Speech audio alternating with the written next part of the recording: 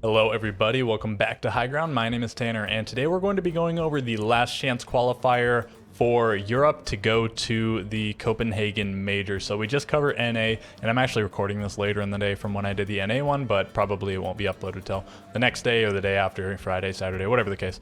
But anyways, you're watching it when you're watching it. These are the 8 teams that were going head to head, and you know, there were matches played before this, but these are sort of the final 8. This is the cutoff point to be called the LCQ, and that's what we're going to be talking about. You know, maybe some lower levels of competition before this, but this should all be fairly competitive. And we saw actually North America that a lot of their LCQ ended up not being so competitive, only, you know, like 2 of the 7 games. But let's take a look at what actually happened in Europe. So 6 pro teams here compared to the 4 in North America. Do keep in mind though, North America only has 8 pro teams right now. Europe has 10, so 3 of their teams had already qualified for the major. 6 of them are here. The only team not in either of those 2 categories is TT9, and they're kind of terrible. So it all adds up. Wild, Secret, Heroic, BDS, Wolves, Koi. I'm not really going to go over their rosters. Let's take a look at the bracket, and let me zoom in a little bit more. Okay, so quarterfinals, we start with Wild versus Tenstar, so one of the matchups that involves a non-pro team, and it's you know, relatively close. It goes map 3 at least, and drubbing from each team on presumably their own maps. Skyscraper, Tenstar destroys Wild. Not looking great for Wild. You don't really want to get smashed by a non-pro team right out of the gates, but they answer back with another 7-2 and then a 7-5 to advance. BDS versus Dunlimited, the other matchup of 2 one of the teams is not a pro team, and really close actually. It doesn't go 3 maps, but BDS 8-7, 8-6, they have to win in overtime on both maps. And then Heroic versus Wolves. Wolves takes down Heroic, and I'd say Heroic were the favorites. They were the higher seed. That's well, were they the higher seed? I guess they were, yeah, because Wolves came, they had to fight through the bracket and whatever, and Heroic fell down here from the playoffs. So they really fell off. They won like their first 2 games. I think they 7-0 TT9 and like 7-3 BDS, and then they lost the next 6 maps or something like that. They lost to, what is it, Virtus. I think they lost to Virtus Pro and G2 in some order, and then they lost to someone in the LCQ. And then they lost the seeding match as well. I guess I can check this really quickly. Who was it actually? Go back to the closed league. And while I'm here, there's actually something else I'll highlight because it's going to be coming up. Okay, so they played, yeah, they lost to M&M 2-0, and then they lost to Secret 2-0, and then they lost to, let me go back really quickly.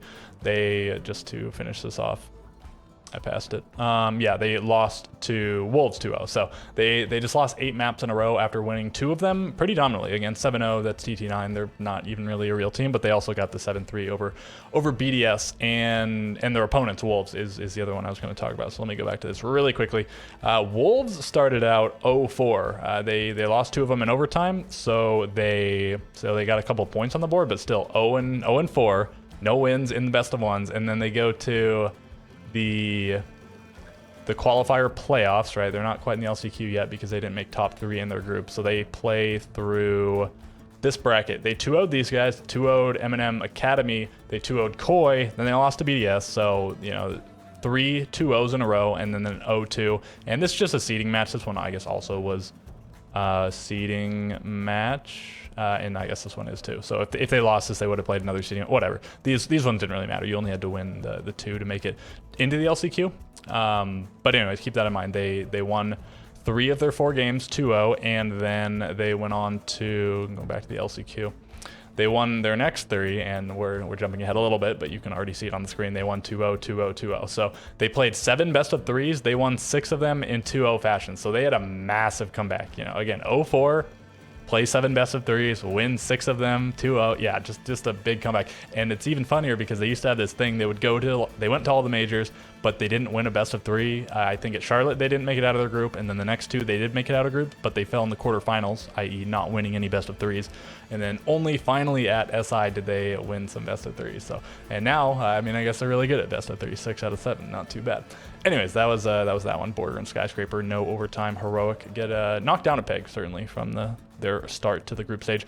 Secret versus Koi goes all 3 maps, but no overtime. Billa, Clubhouse, Oregon. Koi takes the first map, and then Secret takes the next 2, knocking Koi out. So, yeah, I mean, a pretty big fall from grace. They lost Spoit, and then they dropped Kanto. They also dropped their coach, Meepy, and A little bit of a rebuild. I heard a rumor today that leaders potentially being dropped from the roster, so maybe more changes coming down the pipeline, and we'll see what happens. Maybe that'll work out for them. Maybe that won't. I don't know. But I guess I'm not really here to speculate on that too much. Let's move on to the semis. We have Wild versus BDS, and I think the poll on CGG, BDS had like 85 or 90%, so a lot of people thought BDS was going to take it. And after Oregon, I mean, I think everybody expected BDS to take it 7-0. Wild got 7-0, and then they bounce back and they win the next two maps, and they're close, 8-6, 7-5. They won in overtime and max regulation, but they still got the win. And I actually want to show the match stats for this when I get there, because I'm not going to show all the match stats, but just because that one, one team won and the other team looks like they won if you looked at the stats, right? Wolves versus Secret. I guess I already mentioned this, but Wolves take it down 2-0, 7-5, 7-3. And I mean, even looking at the maps, they didn't go overtime here. They didn't go overtime there. They did go double overtime here, but I guess not max overtime. So again, crazy run from Wolves, and they eliminate Secret. So, I mean, Secret getting closer and closer to doing something. I guess they won the qualifier to go to SI, but then they fell in group. So not great, but I'm sure they'd love to go to a major to have another shot. And then, yeah, 8-6, 8-6, Oregon and Villa. Wolves take down Wild, and heartbreaker for Wild. Same thing as Beast Coast and NA. Each of them played 3 win-ins. They won their first match in the playoffs, and then their next match was a win-in. They lost that, and then the next match was also a win-in. To stay to phase 1 instead of phase 2, but still a win-in for the major.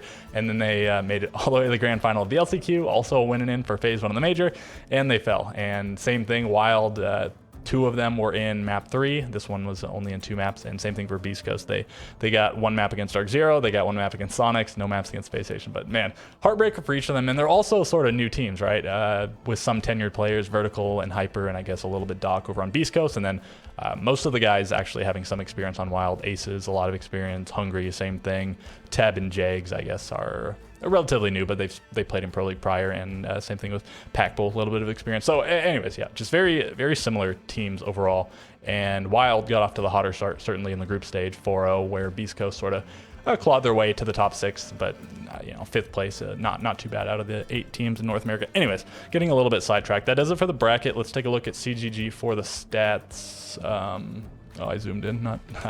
Anyways, yeah, here's CGG. So let me just show the map stats really quick for just 2 of the maps. So it was Wolves versus Heroic, and then I'll show that BDS one.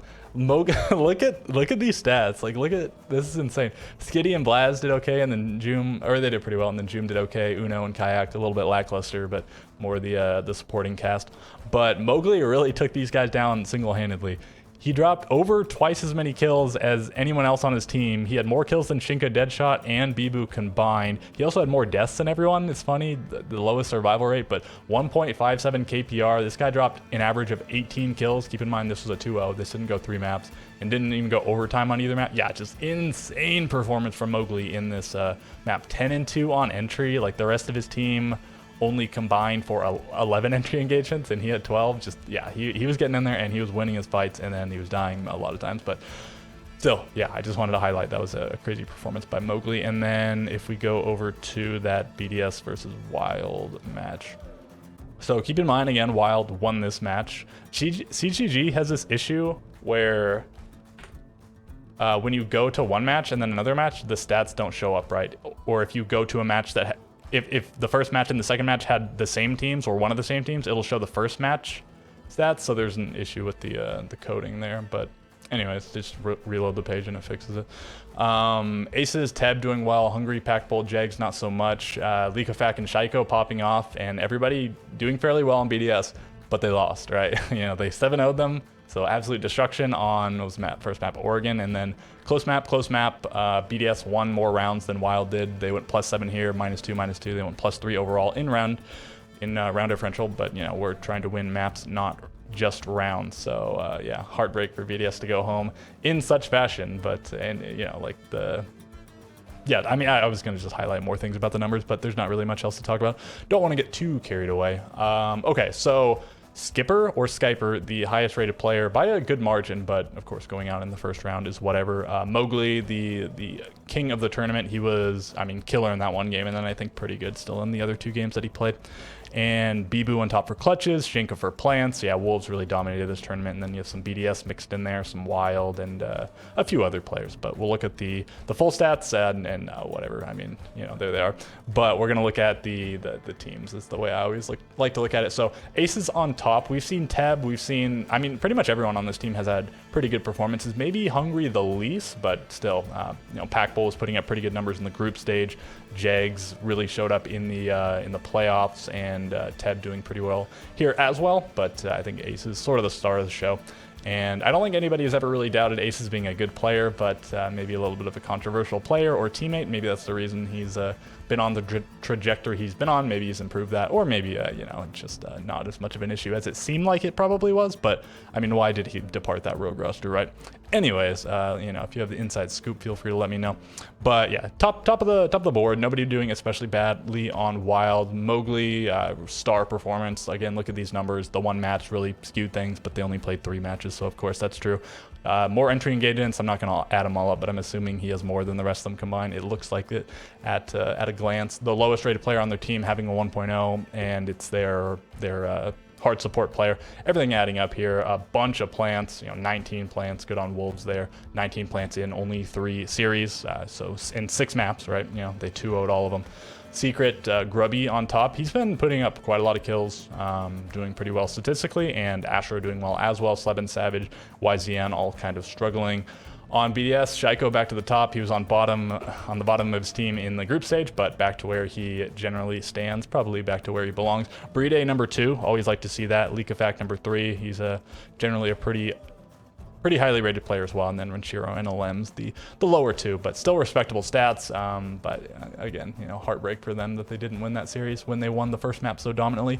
Cryan, again, the highest rated player on Koi by a good margin. Leader, the lowest by a good margin. Again, rumors of him being dropped. We'll see if that comes to fruition or not. On Heroic, it's Skitty and Blaz on top, Joom in the middle, Uno and Kayak on the bottom. And again, I think those are pretty similar stats to what we saw in the one match that I clicked on. The 2 support players on the bottom, and Skitty and Blaz doing okay. But I mean, they need to turn something around as a team. Losing 8 maps in a row is not great. And then the other 2 teams, I mean, Skipper, just the highest rated player in the event and on his team by far. And then this guy doing okay, everyone else getting crushed. And then Azur and Oscar doing well and okay. And then the other guys not doing so well. But don't really want to go in depth there. I can't really speak on these rosters too much. They're not T1 rosters. Okay, so yeah, that does it. I still want to do that stat breakdown probably for NA, and that could be the longest video in the universe. We'll see what ends up happening. I'm planning to do a video, and I'm just sort of finalizing my rankings and stuff, but I want to rank.